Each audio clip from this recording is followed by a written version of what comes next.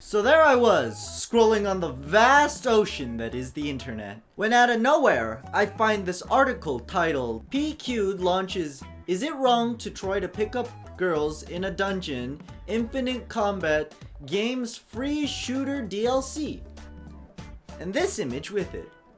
The title of the DLC, as you can clearly see, is called, "Is it wrong to shoot 'em up girls in a dungeon?" Now I'm unsure as to who was the one who actually decided the name, but well, shoot 'em up girls has a very different connotation, I feel, than what they were thinking of. And before you go, wait, but shoot 'em up is like the game title. Yes, I know.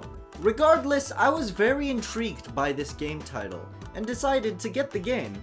Now, the game is free on Steam, so if you have any interest in playing it without somebody else, spoiling it or whatever for you, which honestly would be a little difficult seeing as the game is just a standard shooter, but if you want to go and play it for yourself, it is 100% free and it is on Steam. And no, I'm not sponsored, but guys, if you wanna sponsor me, I'm totally down for that. I mean, I would be so down for a sponsorship. But regardless, this was my experience with the game, so enjoy. So the first thing I noticed when I opened this game was the music was so retro feeling, and it sounded so good and so nice. And the very next thing I noticed was I had no idea how to do anything. WASD was not working, so as any very calm-minded gamer, I spammed every single button until I figured out what to do. Finally, somehow I managed to get to the keybind menu, and what I saw truly terrified me. So I quickly changed all of that and hit play. From there I was given the option of easy, medium, hard, or death. So obviously, being the pro gamer that I am, I went with death. From here I was then given the option as to who I wanted to pick as my companion. And very quickly I realized I had to beat one of the game's difficulties to go ahead and unlock the rest of the other characters. But whatever, right? I'm such a pro that I just picked the 2 characters that it gives you in the very beginning and went off and started the game. Oh my god! Oh no. 大丈夫じゃないじゃん！死んだじゃん！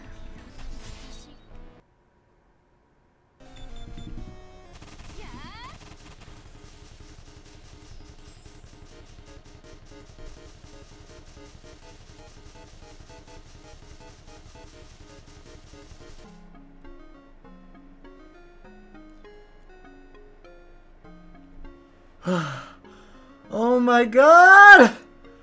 Why was that so hard?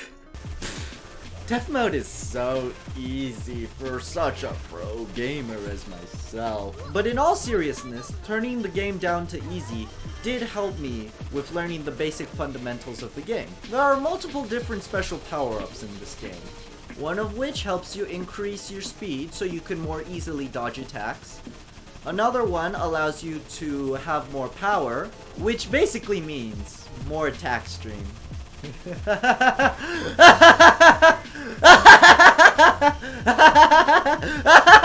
The game only actually has 5 bosses and 5 levels to go with each of those bosses, so it doesn't actually take all that long to beat the game, as you would expect. You either die or you don't, and that simplicity made the game 100 times more fun for me, I feel. But even on easy mode, I noticed that I had to pay a lot more attention during the last boss fight to try and not get hit by one of his attacks.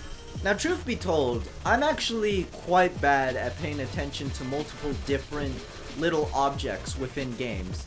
So I struggled with it, I feel, more than what most people usually do. Yet somehow I was still able to beat the final boss on easy mode with little difficulty. So with my newfound confidence, I bumped the difficulty up to medium and went back in. Stages 1 through 3 were relatively easy.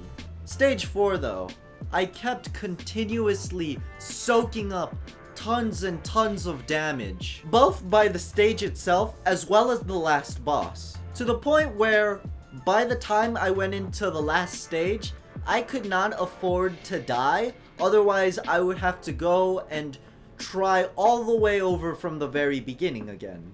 So understandably, I was very on edge. And while I did go into the boss room with almost full health, I was not at all confident that I would be able to defeat this boss, especially now that it was on medium mode. I'd managed to get the boss down quite far, but in the end, it finally managed to get the last hit on me, and sadly I died.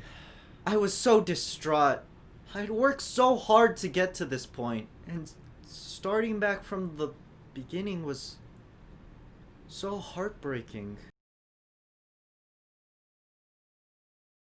Oh, turns out I had one more revive left before I would have to restart. So not wanting to waste this newfound opportunity, I dove into the boss and ensured that it died by stabbing it really hard. And best part was, I did it on the first try.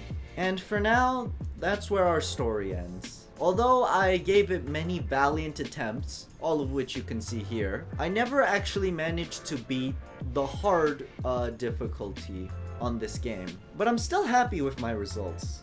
Being notoriously bad at shooters, I was actually relatively surprised that I even managed to make it past easy mode. So beating it on normal was such a big, kind of almost an amazing feat that I've been able to accomplish. These are my high scores for both the normal and the easy mode. I have just recently created a Twitter, so my challenge to you is to beat my high score and tweet me at @TheLazyOtaku. And let me know if you guys are interested in seeing a live stream of me trying to beat the hard difficulty.